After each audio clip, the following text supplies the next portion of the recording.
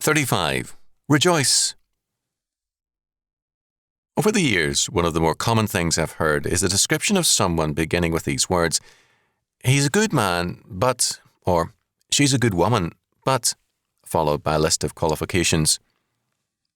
Some years ago, I knew a woman who was described that way.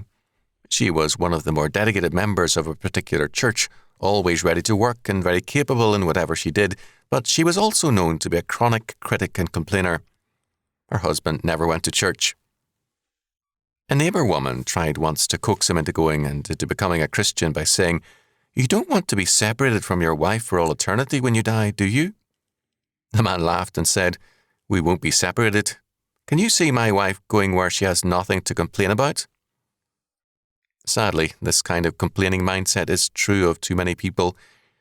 Paul had this in mind when he wrote, "Rejoice in the Lord always, and again I say rejoice." Philippians 4:4.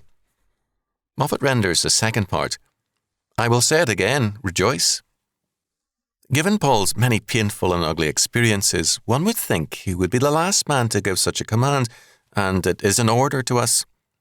Paul, however, thought of the fact that God is always on the throne, and he makes all things work together for good to those who love him, to those called according to his purpose.